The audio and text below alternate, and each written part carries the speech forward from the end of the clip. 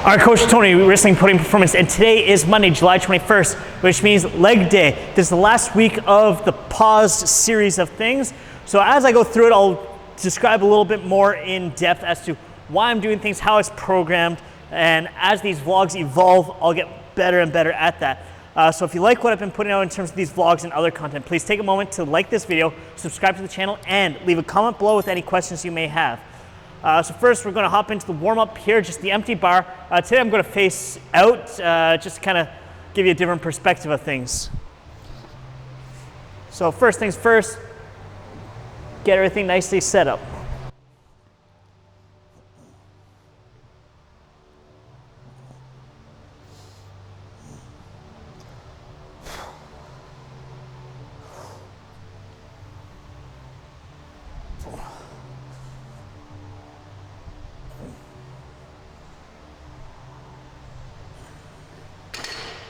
All right, so warm-up set with a little bit more weight on the bar.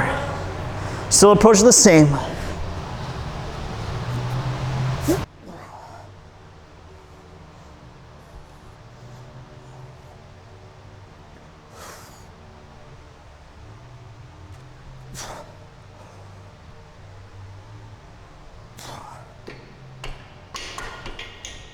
right, so as the warm-up progresses, I keep the weight the same for this one warm-up set, switching from running shoes into lifting shoes. Some of the biggest benefits from lifting shoes is you just have that nice solid base, and giving you that ever so slight kind of heel raise puts you into a better position for staying a little more upright on a squat. In a lot of shoes, you end up a little bit more kind of bent over, whereas with lifting shoes, because your heel is raised slightly, it allows the knees to track forward a little easier.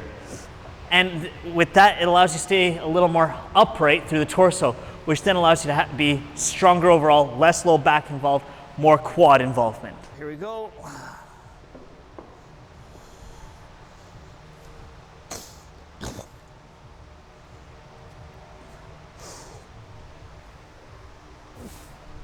Nice and easy.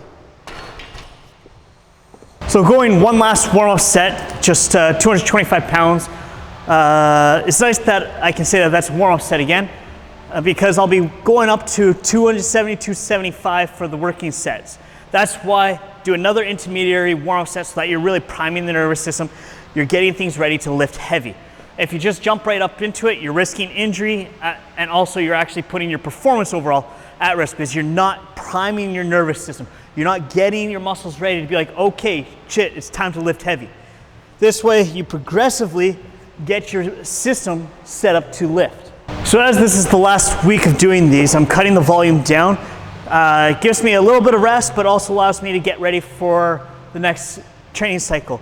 So I'm going to be doing 2 sets, probably 6, maybe 7 to 8 reps. If things are going well, then we're going to go up in weight to 275. It's one of those, we play it by ear.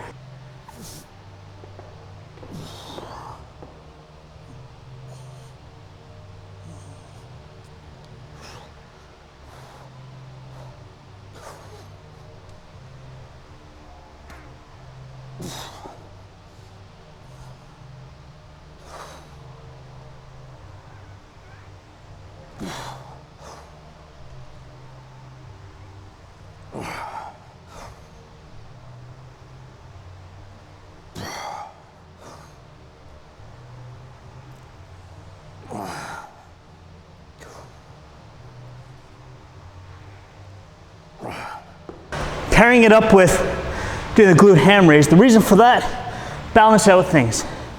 Since our squat is primarily going to be like a quad exercise, well, it's full body, but it's primarily quad. Your hamstrings work, but isometrically. They stay the same length for the most part. So by doing the glute ham raise, now I'm forcing my hamstrings to work extremely hard in a concentric and eccentric fashion. So this way now I'm forcing my hamstrings to also get a lot of work in. And by pairing them up in a superset fashion, I'm able to get more work in totally in a shorter amount of time, or in the same time basically. So here, I just matched the number of reps that I did on the squat. So I'm gonna be doing 6 reps here, staying in control on the way down, looking 3 to 4 seconds, then I'm coming up explosively as quickly as I can. Whether it'll be explosive or not, We'll see. All right, so for the last set, I'm going 275 pounds, just up 5 pounds. Yes, I'm only doing 2 sets, and yes, on the first set, I did only get 6 reps, but it's still within that 6 to 8 range. And since that was the last week of doing this cycle, I figured, okay, let's go for it. It's the last set, put what I got into it, and we'll see how it goes type of thing. And just like I was explaining the other day on the pause deadlifts from the floor, the pause squats, they really help you with that bottom part of the squat. So a lot of people get stuck at the bottom. So by pausing there, you're taking away the elastic energy. Paused exercises take away elastic energy. And that's where we get a lot of extra strength. So if we increase just the pure strength of the muscles, that starting strength, we're then going to be able to be overall stronger. And then when you start to get into doing with no pause at the bottom of reps, it compounds again. It makes you stronger further so that you can then lift even more weight as you start to go up and you start to train that, kind of priority. So by doing just a 1 second pause, I'm taking a good chunk of strength out of it. The funny thing is, when I'm doing these, my legs aren't what's actually having the most struggle. It's that transfer point right through here, the low back and the hip, the pelvis region, where all the force transfers from lower to upper body. That's why when you're doing something like a leg press or a belt squat, you're able to do a lot more weight than you can when you're doing a back squat or a front squat. So here we go with the last set. Yep, let's go.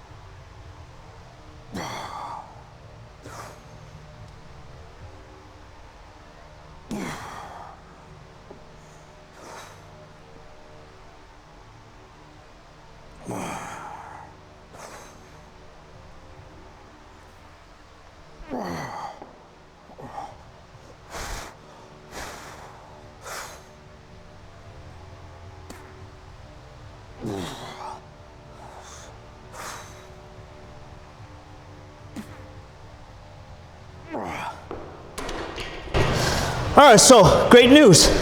I got one more. So the weird thing on that set was almost 5 pounds heavier. For the first 3 or 4 reps, it felt lighter. That's when your nervous system is really priming on. So I think I got 7 reps there, which is great. It's one more than the set before, and it's more than last week. It was the last set, so I went for it. I don't think I would have been able to get an 8th rep, just simply because I could, at that point, halfway through the 7th rep, I could feel it, which told me, I know me personally, there's no point to try to push through. Yeah, like even this feels better too, because I'm fully primed and I'm fully kind of warmed up to really get that high threshold work in. Like these feel great. Yeah, I got 2 more in me.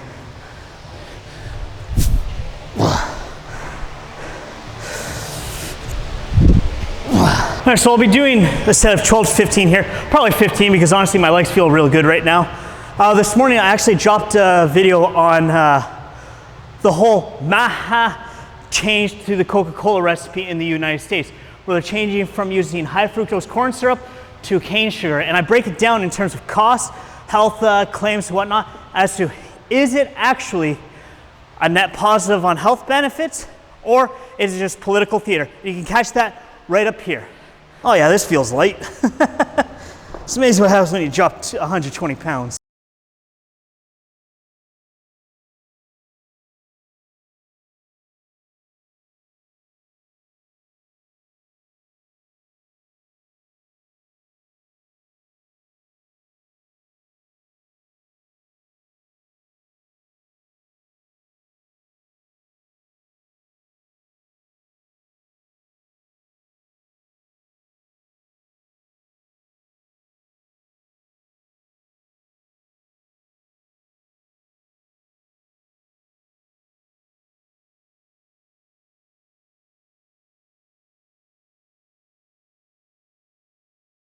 So my B series, the accessory series today, is going to be the low pulley split squats as it has been, along with the prone leg curls using the plate loaded unilateral so that each leg has the same amount of weight on it.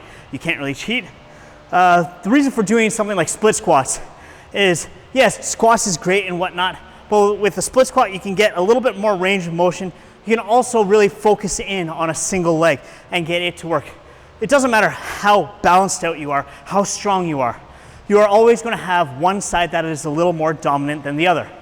That's just simple anatomy. So by doing a unilateral accessory work, you can start to reduce some of that discrepancy between the two sides.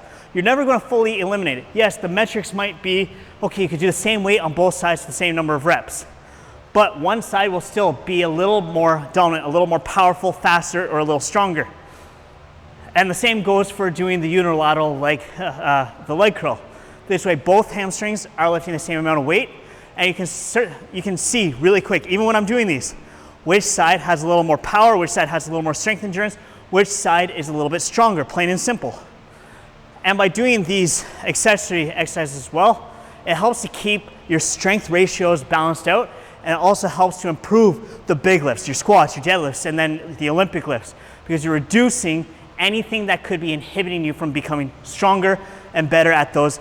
And then when you transfer that over to sport, when you're doing your sport-specific practice, whether it's running, jumping, or you're doing your actual skill work in the positions, this helps it so that all the structures around your joints, your tendons, ligaments, the bone structure, your muscles are more resilient to injury, especially as you're going through longer range of motion in your accessories. All right, so I'm only going to be doing 2 sets of 12 on the split squats, that's per leg, and then I'm aiming for 8 to 10 on the leg curl. So with the leg curl, I'm going to be plantar flexing, pointing my toes away all the way down, pulling my toes up on the way up.